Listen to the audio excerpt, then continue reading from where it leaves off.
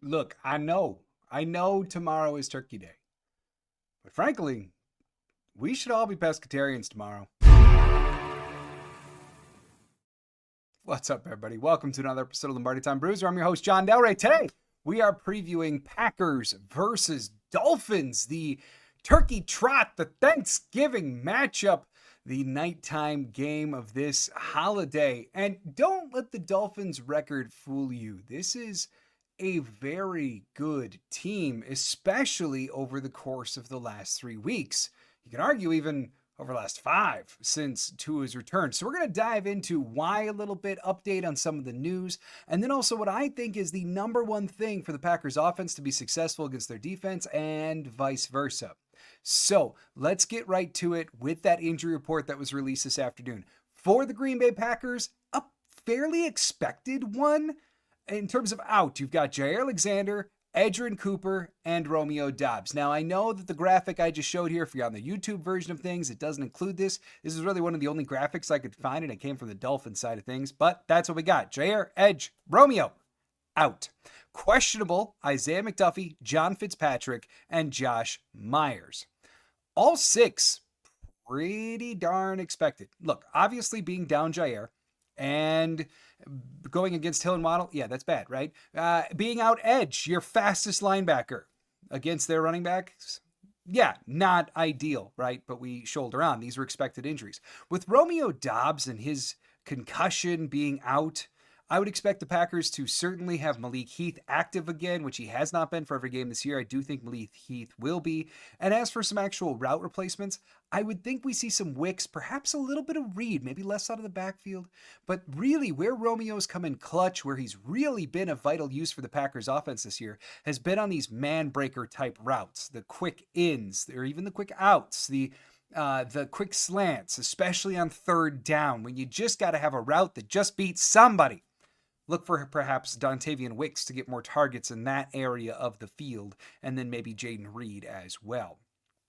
As for the questionables, if McDuffie is good to go, that's certainly going to help because with Edgerrin Cooper out, now Jamin Davis signed by the Vikings. I know he was on the practice squad, but I really think this was the week to elevate him. Well, that's out the window. So they are perilously thin at linebacker if McDuffie is unable to go. If he is, great. He'll probably still be starting in base. If McDuffie's out, though, that means the Hopper, Teron Hopper, he becomes one of your starters in base. And then depth is pretty well empty. On the line, I would think Myers will be going again with his pec injury, obviously hoping for the best there, especially with Jordan Morgan still out. As for the Dolphins, they've got three outs of their own. Tyus Bowser, the linebacker edge player. Kendall Fuller, one of their starting corners. And then Anthony Walker Jr., one of their starting linebackers. Questionable happens to be Teron Armstead, their left tackle. Again, all pretty expected. Newer signee Tyrell Dodson, he's going to be starting in place of Walker at linebacker. And it's expected that Storm Duck, one of the coolest names in football, Storm Duck will continue to fill in for Fuller at cornerback. As for Armstead, yes, he's questionable, but he was said to leave last week's game on a more positive note than he went in. If you recall from last week when we were talking about Trent Williams was kind of like he played but came out of the game worse. Armstead, it really sounds like from Dolphins people, went into the game and then came out perfectly fine. So kind of a reverse Williams there. I would fully anticipate the fact that, yeah, he's questionable, but he is going to go in this game. So, who are the Dolphins? Well, like I said, don't let their record fool you. They are sitting at 5-6 and 4 games back in the AFC East. But over the last 3 weeks, they have absolutely been one of the best teams in football. Now, you're going to hear me say that a lot. I'm going to reference the last 3 weeks a lot throughout the course of this entire preview. And there's a few things to keep in mind. One, yes, absolutely, the Dolphins have earned it. They've gotten every win. They've put up a ton of points. The other thing that I would say is keep in mind their competition over the last 3 weeks. That does kind of come into play here. So, overall, they are 5-6. They've got losses against the Bills, the Seahawks, the Titans, the Colts, the Cardinals, and, again, the Bills. They've got wins against the Jaguars, Patriots, Rams, Raiders, and Pats. Yeah, 2 of their wins have come against the basement-dwelling Patriots. Now, as for those last 3 wins that I rattled off, I said keep in mind their competition. Yeah, that would be the stretch of the schedule where it was Rams, Raiders, Patriots. You never apologize for a win. You can only play who's on your schedule.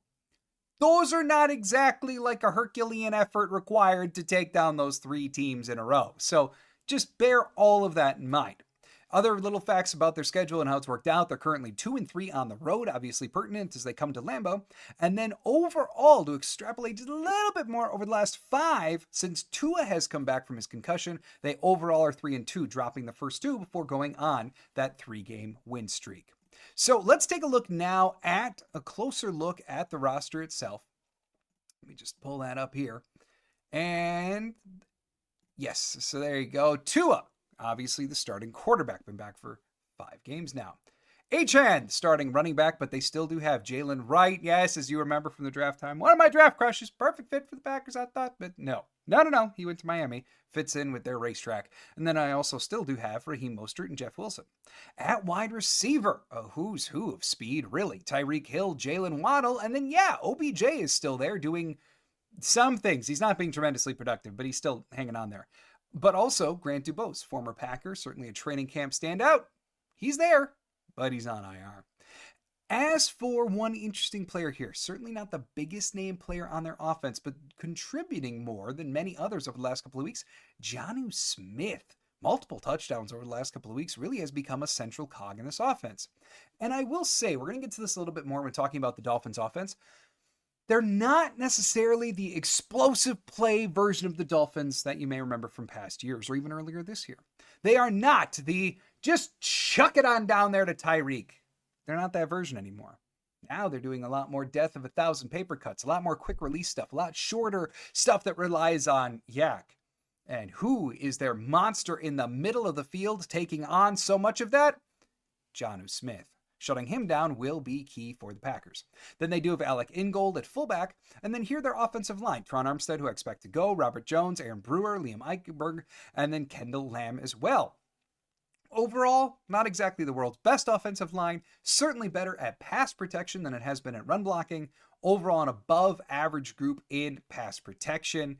So as a collective unit, not the best, not the worst, good at pass pro. Then taking a look at their 3-4 defense, they got Zach Seiler, Benito Jones, and still Calais Campbell there along the defensive line. One guy getting a ton of play and having a pretty strong year is Deshaun Hand as that 4th defensive lineman.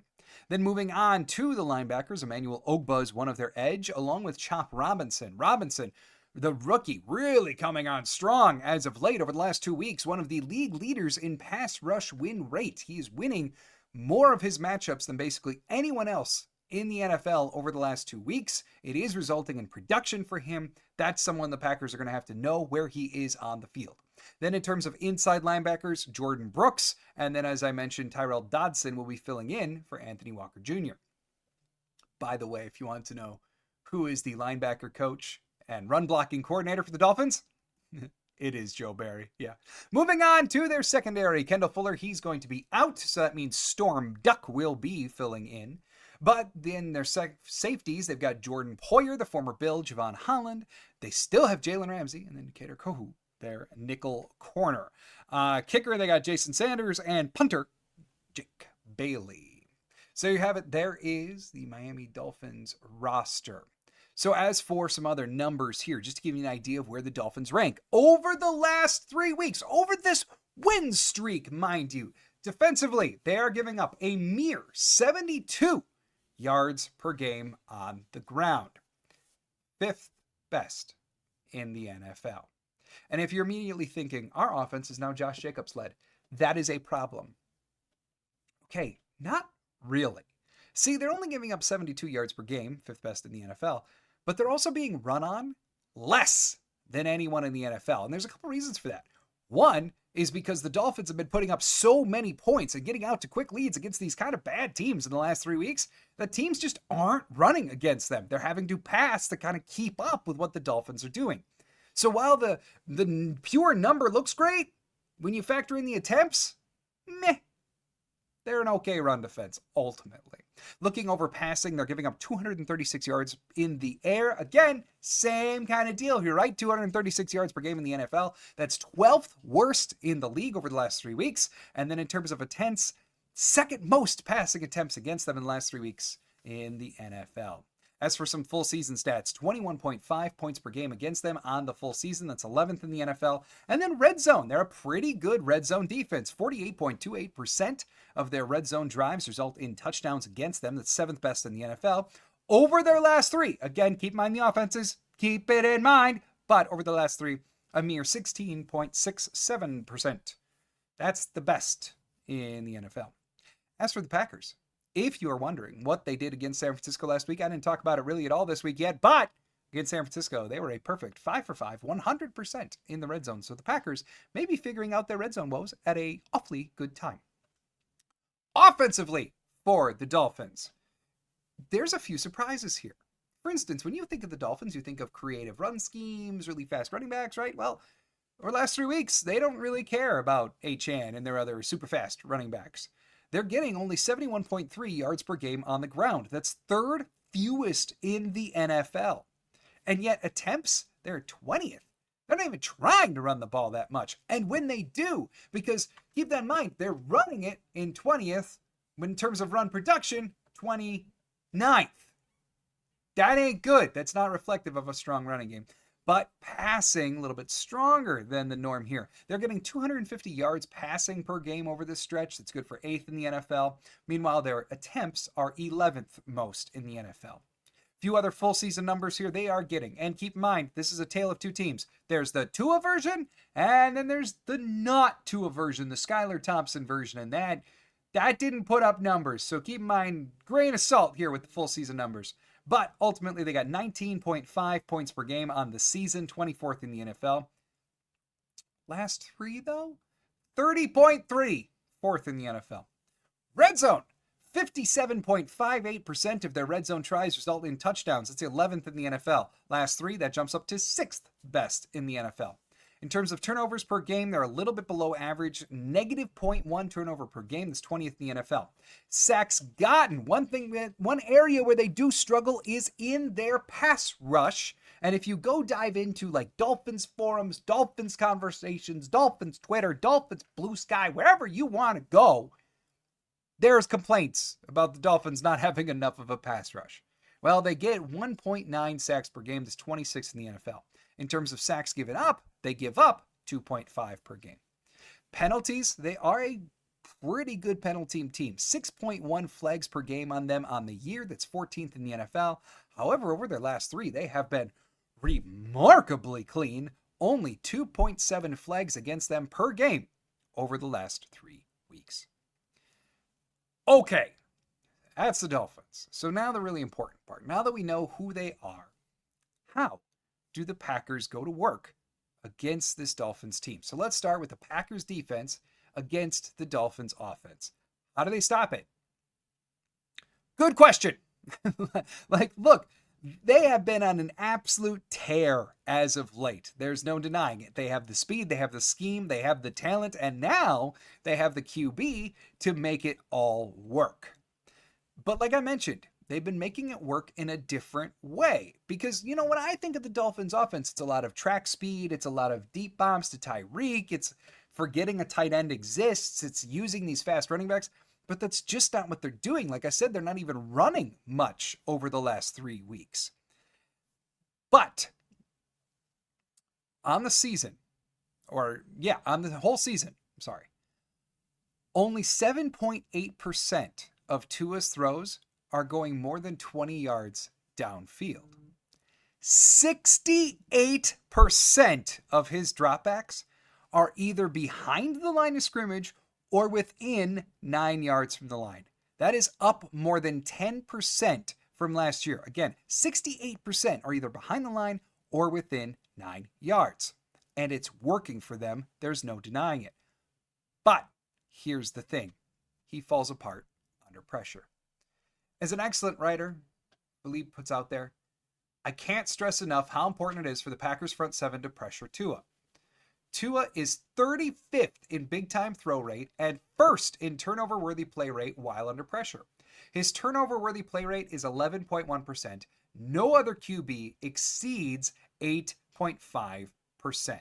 And add a little bit more to that. In fact, he's 35th in big time throw rate while under pressure because he has yet to complete a single big time throw under pressure. It's 0.0%. It's zero in that column. He hasn't done it. So the Packers have to get after Tua. That is the whole thing. Because now, yeah, they're not running the ball much, but they are throwing it to Achane, who's an incredibly good receiving back. They are still getting the ball in the hands of these quick guys. It's just not downfield anymore. They're relying more on yards after the catch, which of course the Packers are going to have to tackle well, like they did against Frisco to stop again. They're going to have to be very, very lane sure, like they were against San Francisco. Except now it's just not so much in the specific run game. So they have to get pressure on Tua. That's how the Dolphins' pass game falls apart. But doing so isn't going to be that easy. Here's another stat set for you. Tua has been under pressure on a league low 20.4% of his dropbacks. Best in the NFL.